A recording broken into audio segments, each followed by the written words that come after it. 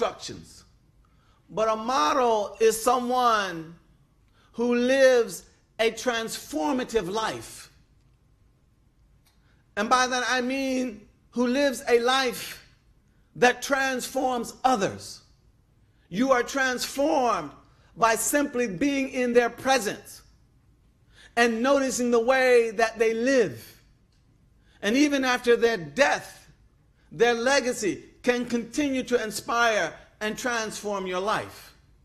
That's what an example is. And I want to focus on one particular dimension of this prophetic example. And I want to do that because, as I said, we got some difficult days ahead. And I think we have to be realistic with ourselves. Because the fact of the matter is this. We've come into this hall tonight. We've heard some very beautiful words. And they brought to us some very beautiful recollections. But in 1 hour or 2 hours, I don't know when we're going to finish tonight, we're going to finish this whole thing. And you know what we're going to do? We're going to go right back out there in that world. That world. We're going to get in our cars and we're going to turn on CNN or whatever. And we're going to hear some stuff. And all that stuff about mercy and kindness, right? That's all fine as talk. But you can't do that in the real world without at least one particular virtue, and that is the virtue of resilience. You've got to be able to be strong. You've got to be able to take that smack on the face. You've got to be able to pick yourself up when you've been knocked down. And if you can't do that, then all the lofty talk that we make is not going to amount to very much at all. And what I want us to understand is that we need to look to our prophet for strength in this regard. Because oftentimes one of the nemesis that we suffer is that we don't understand. How is it I pray 5 times a day, I have a nice beard, I have a nice hijab, I fast, I even fast extra days, I give charity, etc. And all this stuff keeps happening. And all this stuff keeps happening. How am I going to be able to sustain my commitment when I don't seem to see the return on my investment in my life as it's actually lived? And here I want to point out to us that we may be looking in the wrong place. Because if we look at the example of the prophet, what we will understand is that sometimes these hardships are the means by which Allah opens our eyes to realities that we could not see without some of those hardships. I know this is not a very pleasant message to send. I know that. But sometimes in our comfort, we can't see certain things that we need to see. And therefore, Allah may send us on occasion a test. And one of the biggest misleading comforts that we can fall into is that we can come to think that we make the difference. That I'm going to do it all. That myself, I have the ability independently to change the world. The Prophet ﷺ never believed that. He always believed that what he had was the benefit of his Lord. And that what his Lord willed to happen, it would happen. And what his Lord did not will to happen, it would not happen, no matter how hard he tried. And this is part of what we have to be brought back to. Because when we're brought back to that degree of humility and that recognition that Allah is in charge, then we will be able to stand up to and withstand anything in human existence has to throw at us. Anything in human existence has to throw at us. And so what I want to do very quickly, and I think that, for me, it is extraordinarily important that we get this, because we have to understand that we are part, or we need to be part, of a movement to change the world. And we want to change the world from a place where a God-centered existence is superfluous to a place where a God-centered existence is normative. And I want to say something here in that regard. That is not something that Muslims can do on their own, that Muslims can do by themselves. And we must understand, we must join hands with all of those communities that are willing to join hands with us to reinstate a God-centered existence as a dignified way of life. When we live in an atmosphere where our children, in their very socialization, in their very education, are challenged to their core on the very idea of belief in God, we're talking about a need for a civilizational revolution. And I'm going to say this because it's true. Why else would I say it? Some of our Christian brothers and sisters, some of our Jewish brothers and sisters, they may think that Islamophobia affects only Muslims. They are sadly mistaken. They are sadly mistaken. Because Islamophobia, as an attack on Islam, is an attack on religion. Period. An attack on religion, period, is an attack on all of these religions. Christianity, Judaism, Islam, what have you. And this is part of what we must understand. But when we get out there, you see, part of the problem that we have is that, yes, it's one thing to talk about being merciful, but what about when you run into all these people who don't seem to deserve mercy? It's one thing to talk about being kind, and you extend your hand and they bite it. And you go out, you try to be nice, they spit in your face. What are you going to do? Because that's the real world. That's not the controlled atmosphere of this room. That's the real world. You will get disappointment.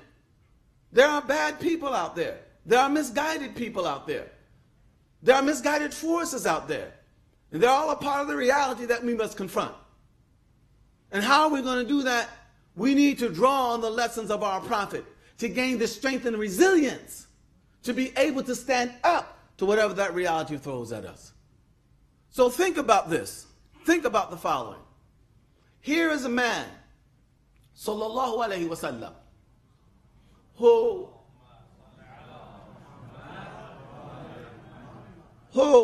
from the time that he receives these revelations, he encounters difficulty. He encounters opposition. And by the way, he encounters what might be some of the worst kind of opposition you can encounter. Because it's one thing when a group of people who are not your people attack you. It's another thing when your own people turn against you. Your own people. People who knew you all your life turn against you. Ya ayyuha alladhi nuzzila alayhi dhikr innaka lamajnoon. You are crazy. You are out of your mind. This is in Mecca. And the Prophet and the Muslims are persecuted there. Sallallahu alayhi wasallam. He moves to Medina. And this is what I want to focus on, because many of us have this habit of thinking that once the Prophet alayhi salam moved to Medina, then everything is hunky-dory and we're going to ride the wave to victory, and the rest, as they say, is history. Nothing could be further from the truth. But I want to talk about something in this regard that each and every one of us should be able to identify. Because while the Prophet's political, social political challenges were challenges, in addition to that, he had to deal with personal challenges. I mean, stuff that hit you in your heart, that'll knock you on your backside. And he had to deal with this time and time and time again. From the time he set foot in Medina virtually. Let me just share a few of these with you. Of course, the hijrah itself, why does the Prophet make hijrah? Many of us Muslims, sometimes we don't like to acknowledge this because we want to be. But the reality is, he left Mecca because he no longer could sustain his physical presence there. It was no longer safe for him. He was turned out of his own home. So he has to leave and become an immigrant in Medina. Year 1 in Medina, that's when they settled. Year 2, you know what happened the first year? The second year the Prophet's in Medina? His daughter Ruqayya dies. Year 3, his uncle Hamza dies. Year 4, his wife Zainab bint Khuzaymah, who had only been married to him for months, dies. Year 5, you have this whole Khabar al-Ifk, this whole controversy with Aisha. And I understand the space where I am, so let me just say this. Regardless of what you may think about these kinds of issues in sectarian terms, think about him. This is his wife. You understand that? Somebody accuses your wife publicly, and you have to continue to go on and try to sustain your mission day after day after day. And it doesn't stop there. What happens? Year 6. In fact, the ifk was in year 6. Year 5, you got friends who are dying. Sa'd ibn Mu'adh and all these kinds of people. Understand what I'm saying here. These are personal friends and family members of the Prophet, alayhi salatu wasalam. All of this he has to absorb. All right? Year 7. What happens? Ja'far comes back from Abyssinia. Ja'far ibn Abi Talib. And what happens? Dies. Year 8, Zainab bint Muhammad, another daughter of the Prophet, dies. Year 9, Kulthum, another daughter of the Prophet, dies. Year 10, Ibrahim ibn Muhammad, an infant son of the Prophet sallallahu alaihi wasallam, dies. Now what's my point in all this? I want to make 2 points here. One, did the Prophet ever say, "Oh Lord, me"? Did he say that? What are we supposed to learn from this? We have to be resilient. And when we're resilient, we're following the example of the man that we claim as our teacher. He is our model. It's not going to be easy, brothers and sisters. We got some difficult days ahead. And difficult not only in terms of the challenges that face us from without our community, but within our communities. Because there are many within our communities who are stuck in a certain mode of being, stuck in a certain mode of thinking. They don't even understand if Shia-Sunni division was the great challenge some hundreds of years ago, it ain't no more. Some of you don't believe me. I know for a fact there are people now, someone comes home and says to their parents, Mom, Dad, I'm going to marry a Sunni, I'm going to marry a Shiite. You know what some Sunni and Shiite parents are saying today? Whew.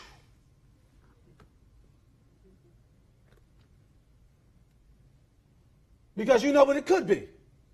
You know where it's heading in many instances. We don't have this kind of time anymore. We don't have this kind of luxury anymore. Being stuck in that mode of thinking, you're going to be overtaken. While you are still talking about Shia-Sunni division. And by the way, and Hattie knows what my thing is on this. I'm a Sunni. I have no intention of being anything other than that. And they're going to be Shia brothers. I expect them to have no intention of being anything other than Shia. And that's fine.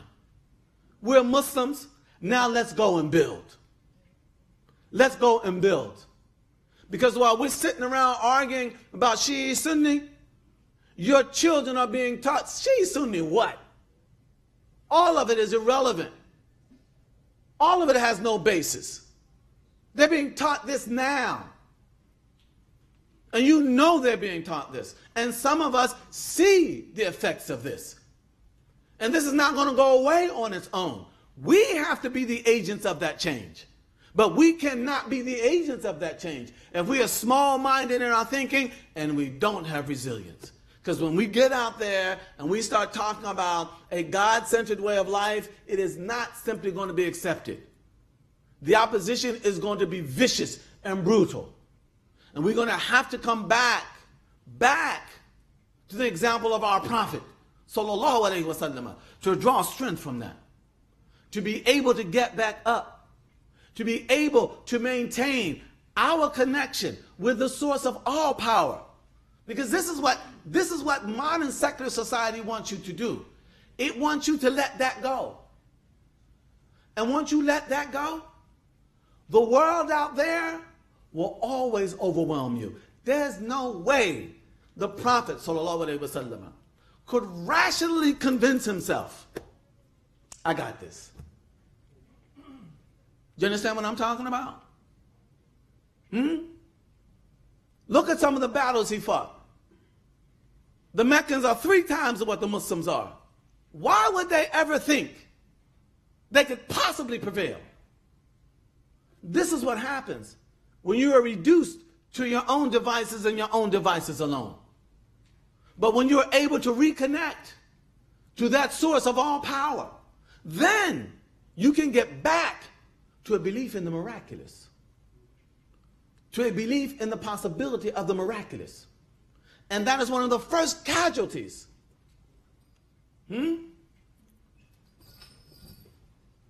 Second casualty. That is one of the first casualties, all right, of the decline of a God-centered way of life. And many of us are right there now. We feel helpless. We feel weak. What are we going to do? I don't know. And oftentimes the Prophet ﷺ didn't know. But I know one thing. I have an obligation to get in motion and to stay in motion and to do so with dignity and to do so with resolve and to do so with resilience. And if I do that, Allah's help will come. Allah's help will come. Allah's help will come. We must believe that. The second reason I want us to stay focused on this is the following. And I'll say a few words and then I'll end. All of these things that I just talked about, all this death, and this is personal death. You understand the difference? It's not like reading the newspaper, oh, so many people died in a car accident. Oh, so many people murdered way over there. I don't know these people. No, we're talking about people in his life.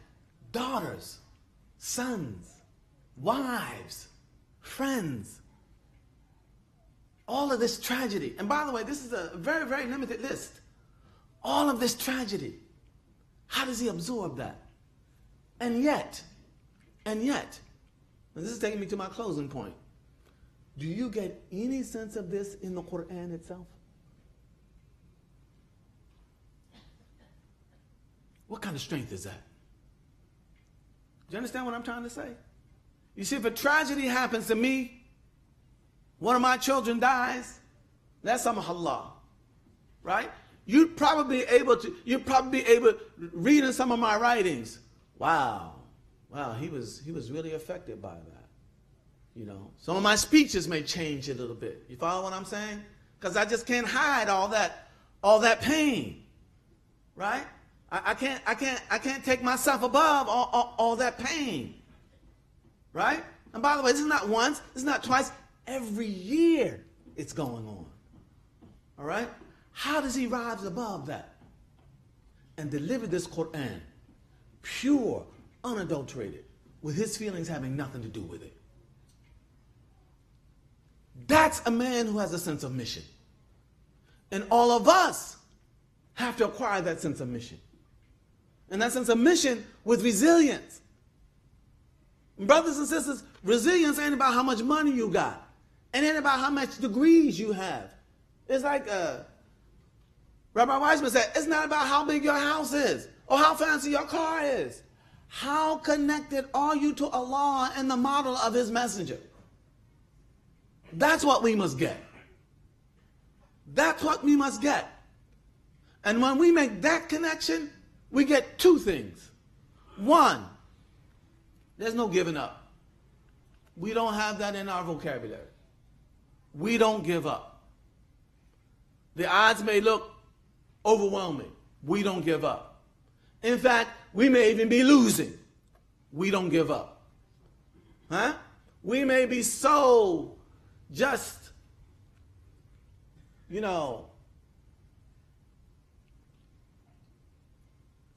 sometimes, things can get so tough, within the Muslim community. Within the Muslim community, sometimes you just want to give up. I'm tired of this. I don't need this. This is America. I can just go up on the hill and make my 5 salats a day, and I'm done with that. You can't do that. We can't give up. We cannot give up. And the second thing, because we have resilience, we get back up and we hold back to the rope, and that rope ties us to a God-centered existence, which carries with it God consciousness. And that means no matter how bad things are, we don't just strike out. We don't start blowing stuff up. We don't do that. Is that what the Prophet did, alayhi salatu wasalam? We don't do that. With resilience, we can maintain a dignified approach to all of our issues. And I want to make something very clear as I close. See, this is not, how can I put this? Hattie, I don't want to get you in any trouble, and I don't want anybody to get in any trouble, but I want to, see, this is not simply a matter of how Muslims can learn to behave in America. You understand what I mean by that? This is not what this is all about. This is how Muslims can learn to behave as Muslims. And if we understand that, we understand ultimately that for us to behave good as Muslims, it's good for our country. Because we have resilience. You see, as I said, if I'm going to be kind to you and you're going to spit at me, my first impulse is going to be what?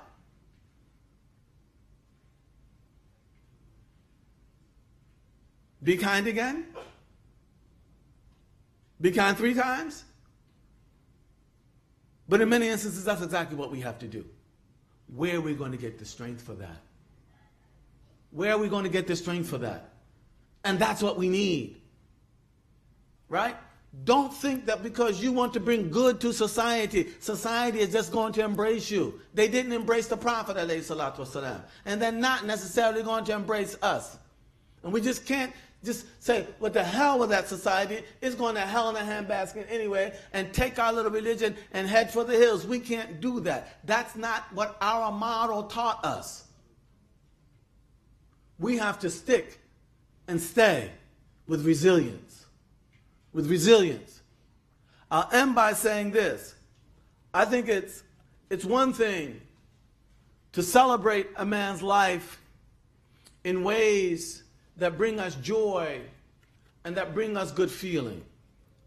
It's another thing to celebrate a man's life by looking to how we can contribute to the perpetuation of what that man lived and died for. You say you love Muhammad sallallahu alaihi wasallam? You say you love Muhammad? Isn't that what you say? What would he want you to do now? Where is his legacy now? What will you contribute to it now? This is the real celebration of the life of Muhammad sallallahu alaihi wasallam.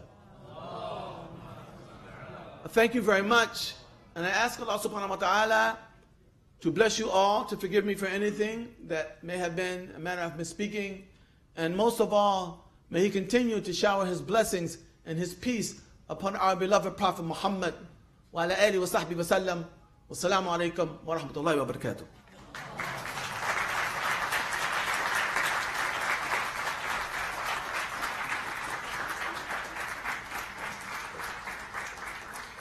Thank you very much, Professor Jackson. We have just a couple of more programs, and then they are preparing the food outside. So on your way out, make sure you grab your portion of food. So I would like to welcome Sayyid Hadi first to give out some appreciation plaques to our guests, our dear speakers, and after that we have Haj Mojtaba, Mr. Mojtaba, a great volunteer that we've had over the years, to read a few poetry in Farsi, and then we end the program that way. So welcome Sayyid Hadi back with a loud salawat. Brothers and sisters, I know you're hungry, so we won't take up your time. We just wanted to thank again our respected guests for joining us. First of all, thank you all for coming and joining us, but especially our guests for coming and sharing their insights and their wisdom with us. Thank you very, very much. You've given us so much to think about and so much really to think about seriously. And the Islamic Educational Center of Orange County would like to offer you a very small, humble token of appreciation. If we can ask both Mr. Lee Wiseman and Professor Jackson to please come up. Thank you.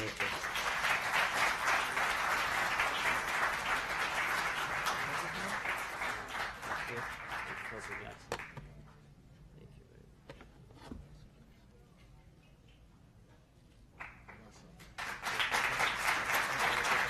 Thank you very much.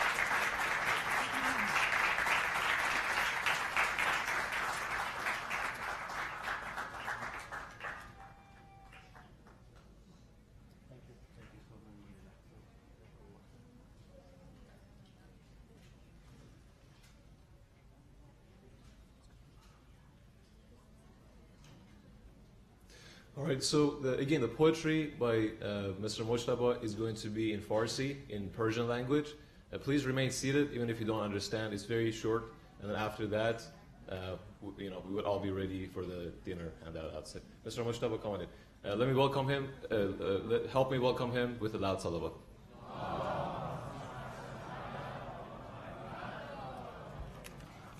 سلام علیکم جمیعا.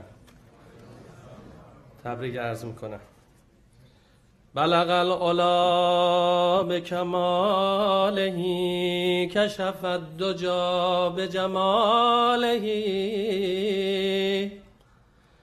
حسنت جمیع خصاله صلوا علیه و آله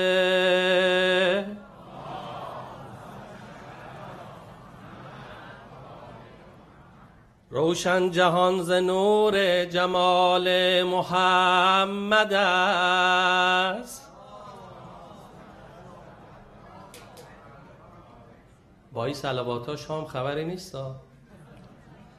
خرم ز چشمه های کمال محمد است. ما دست کی زنیم به دامان دیگران تا دامن محمد و آل محمد است.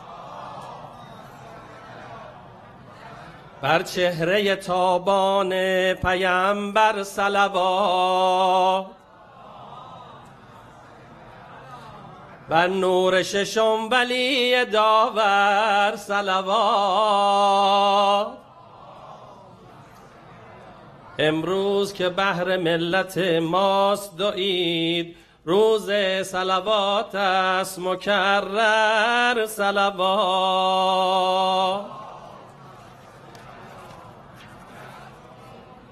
ای آن که ما را میکشانی سوی خود، میکشانی سوی خود با بوی خود، دیده هر عاشقی دنبال توست.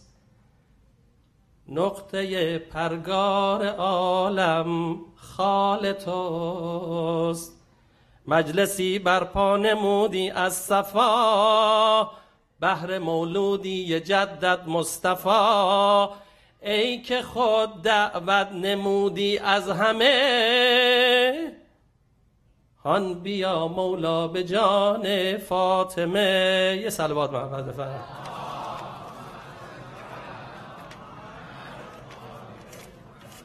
یه صلوات بفرستین که از شهر ما خلاص بشین.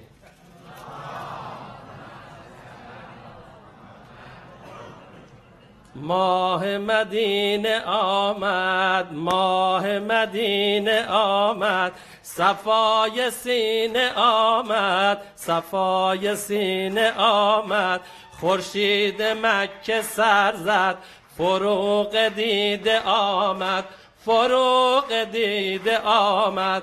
مولای ما خوش آمد، مولای ما خوش آمد، مولای ما خوش آمد. اونا خدای امکان، اونا خدای امکان، بهر نجات انسان آورده آیتی از سوی خدای رحمان، سوی خدای رحمان، سوی خدای رحمان. مولای ما خوش آمد، مولای ما، مولای ما خوش آمد، مولای ما.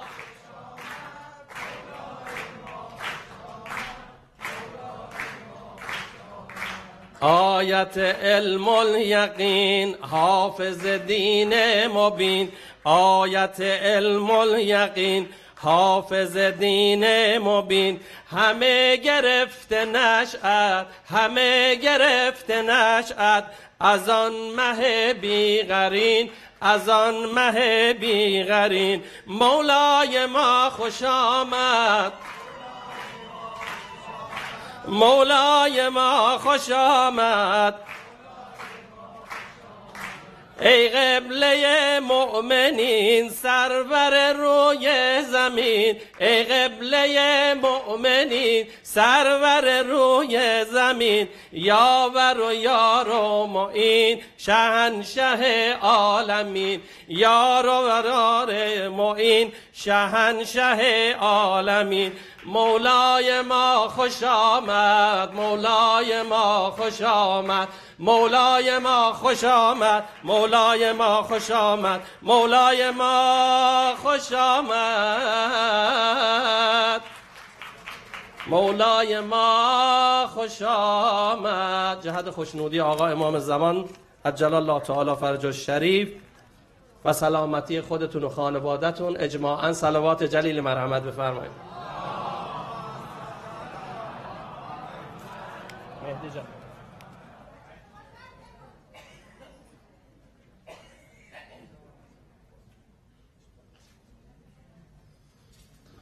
All right, so this was the end of our program. Thank you very much again for coming from far distances, and feel free to join us every Thursday program as you wish.